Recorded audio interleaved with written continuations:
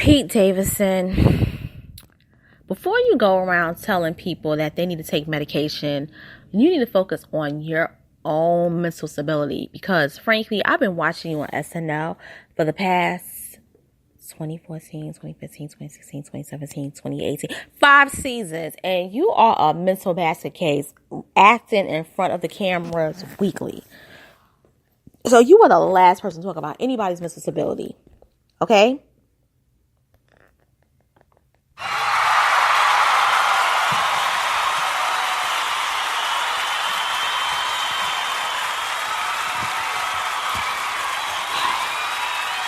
Hey everyone, it's your girl, Miss Analytical. I'm coming back with another audio. And, like I said, I was away. So a lot of stuff happened. I just posted my response about Kanye West's Trump rant, pro-Trump rant on SNL. Now I'm going to be talking about Pete Davidson's response.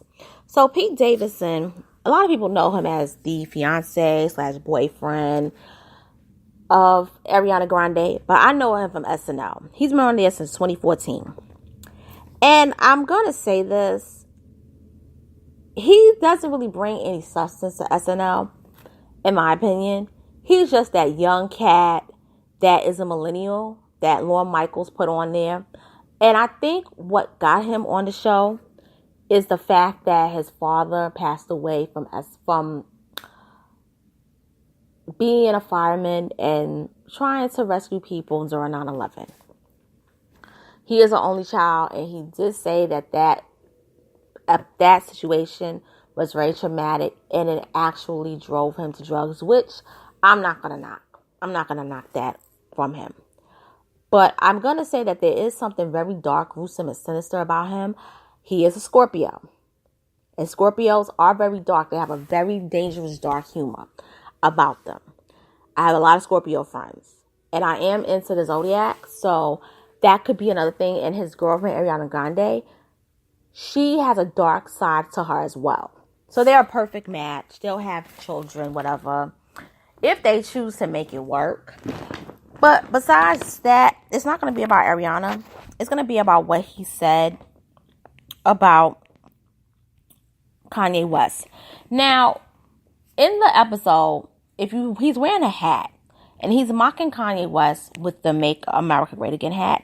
He has his by saying Make Kanye 2006 again. Now, we all know Kanye West didn't give that speech in 2006 about Bush don't care about black people. That was 2005. So, first of all, that was a slap in the face. If you wanted to be profound, you could have said make Kanye West 2005 again, because that's when he made the speech. Also, I'm going to say this. White liberals have a habit of supporting us as long as we speak out against Republicans. We can talk against Republicans all day. They love us for it, because I learned about that when I was in student government in college. All the white liberals loved when we talked about Bush and went up against Cheney and talked about all these people. But the minute we called them out on their phony hypocrisy, we were the enemy. So they are very disturbing. All of you guys are right about white liberals. They are completely dangerous. I've known about it since 2005, 2006. That's why in 2007, I was done with their asses, and I never looked back. But I'm going to read to you a news article that discussed Pete Davidson's comments about what he said on SNL regards to Kanye West. And this is posted on NBC News, and this is in the mental health section of all sections, the mental health section. So it says, SNL star Pete Davidson says there's no shame in the medicine game.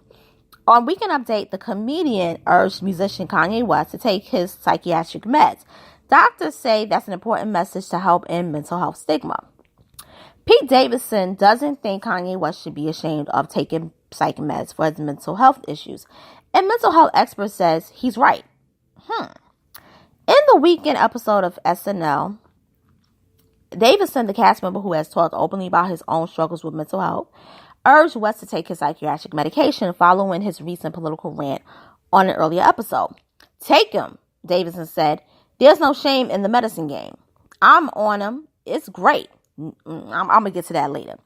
In an off-air, publicly themed rant to an uncomfortable audience after the taping of the September 29th season premiere of SNL, West claimed to be his real self, boasting that he had not taken what many presume to be psychiatric medication.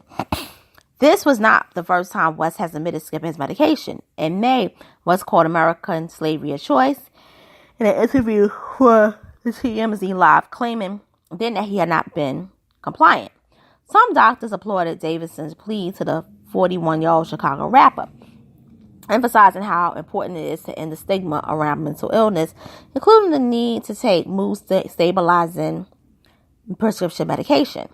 I think it's extraordinarily helpful for celebrities or anyone with a platform to use it in a way that helps to normalize mental health issues and the importance of taking medication, said Dr.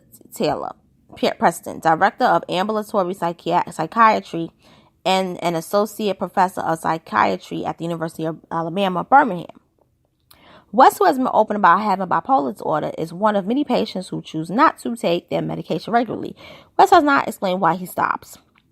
A 2015 study found that only 50% of people diagnosed with schizophrenia adhered to their treatment regimen, despite the fact that antipsychotic medications effectively control psychotic symptoms in 70% to 80% of schizophrenics. In a separate study, 10% to 60% of patients claimed that they did not take their antidepressants regularly, and after 40 days, most claimed to stop taking the medication altogether, even if the response to the drug was positive. And people give up on their meds even more quickly if they experience side effects or if their condition stays the same or becomes worse. So, this is what many people are saying, that Kanye West should be taking his medicine. I'm going to say this. A lot of white people believe that a lot of black people are better when they're medicated. It is a racist connotation to tell a black man or a black person they need to take their meds.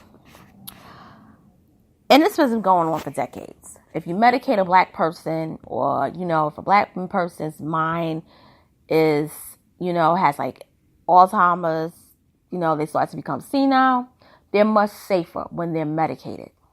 When they're off their medicine, people find us to be dangerous. First of all, we know that Kanye is bipolar, and we know how that happened. It could be that she was a mom, or he could have always been bipolar. Or it could be, the situation that happened when he had that rant about Jay-Z, Beyonce, Hillary Clinton, all those people, and Drake. But what I don't like is that this cat, Pete Davidson, you a drug addict. Kanye is not a drug addict. You a drug addict. You have done cocaine. You have done ecstasy. You do pot. You talk about Molly. And I know pot is not a drug, but you also take pills. Your situation and Kanye's situations are two different things. Kanye West, in his prime, did not act like a drug addict.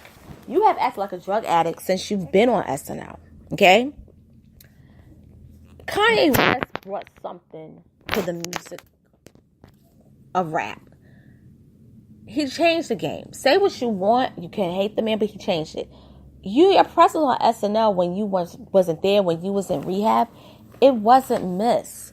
You don't really bring any value to SNL. Kanye West brought value to music. You didn't. I think that's the whole issue. I think it has to do with the fact that him leaving SNL tomorrow, he won't be missed. This man retiring from music, say what you want. He got a lot of fans. The music world will be like, oh my God, Kanye is leaving. Oh, wow. This is a man that was on the blueprint. You've never done anything great yet. You're 24. When Kanye West was around about 20, when he was 24, he was working on The Blueprint. A classic album, The Blueprint. I think it was The Blueprint. Yeah. You weren't working at that. Now I'm going to say something to all my conspiracy theorist people, because it just hit me.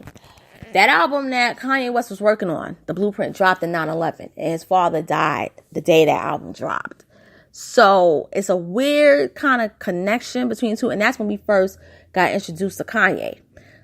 And a lot of these things that happen in Hollywood or even the outskirts of Hollywood, it's all this weird connection. So I just want to say that literally just hit me. What I'm going to say too, I'm going to close it. To mock a black man because he disagrees with what you say is one of the things that gets me with liberals. You can say what you want about Republicans. We don't trust them at all. But at least we know who they are, what they're all about. And we're not surprised when they say what they say. But a lot of black people through the years trusted white liberals, and we got a raw deal. A lot of white liberals have sold us down way worse than white Republicans, white conservatives. Okay? And I just want to say that